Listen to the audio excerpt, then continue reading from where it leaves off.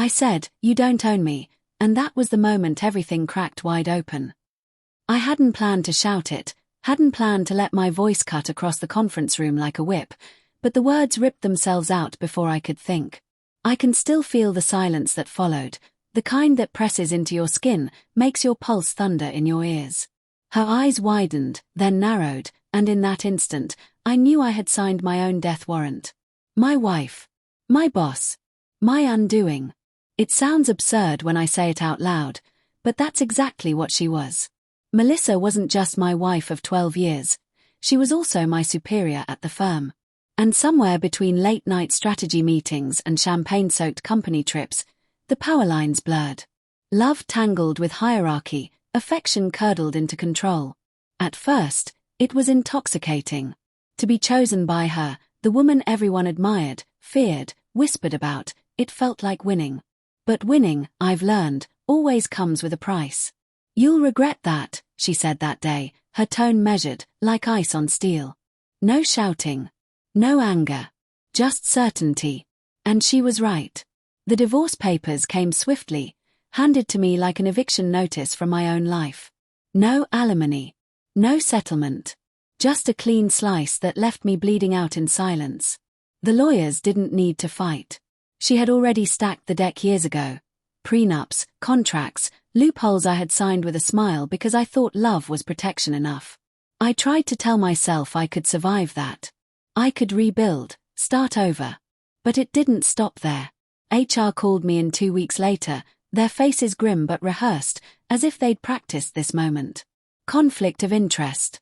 Ethics violation. Breach of professional conduct. The words rang hollow, like they were reading from a script. And maybe they were, her script. Melissa didn't just divorce me.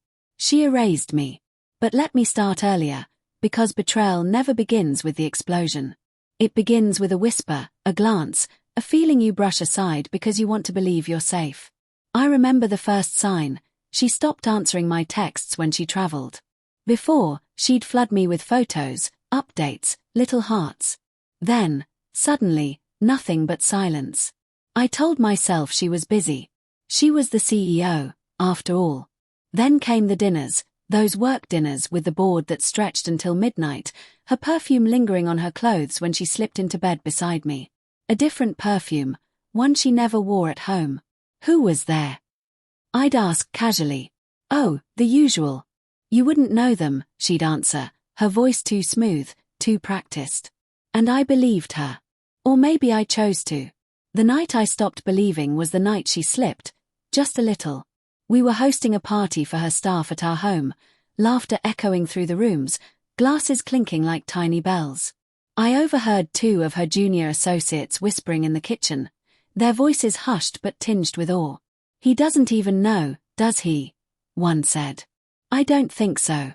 She keeps it airtight." I stepped into the room, and they froze. Their eyes darted, then one muttered something about needing more ice, fleeing before I could demand answers. My stomach knotted.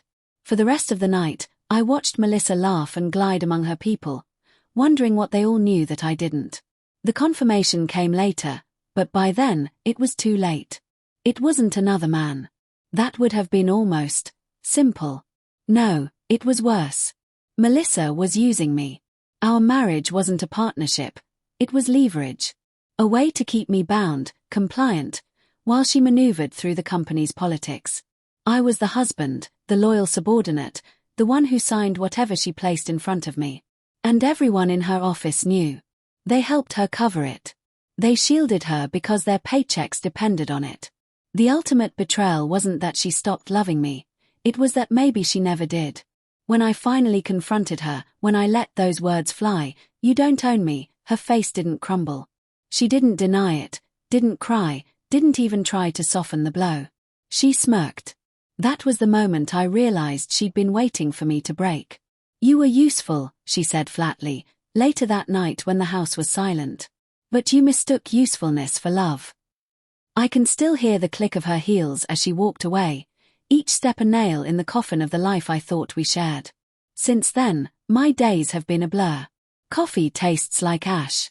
The mirror shows a man I barely recognize, unshaven, eyes hollow, skin sallow with sleepless nights.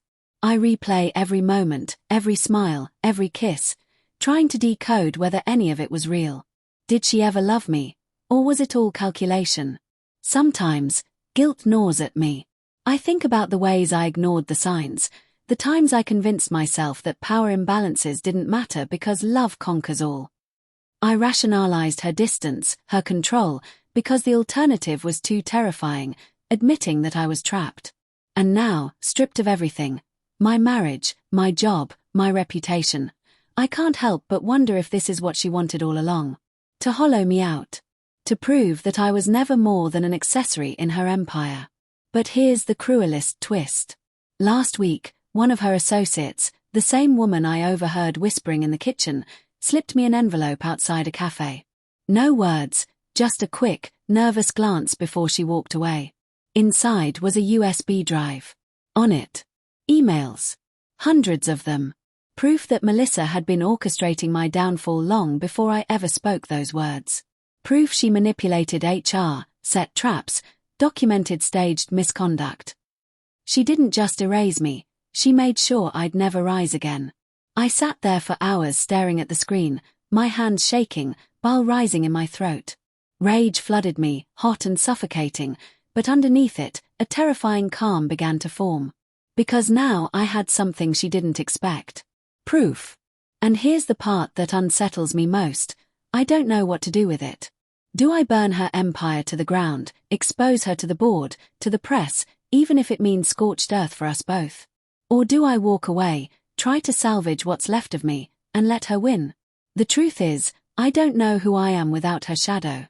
I don't know if revenge would free me or finish me. But I do know this, the man who once whispered excuses in the dark is gone. The man who believed love was safety is gone. And maybe that's her final gift to me, whether she meant it or not. Because when I said you don't own me, I thought I was already ruined. But maybe, just maybe, it was the first true thing I've ever said.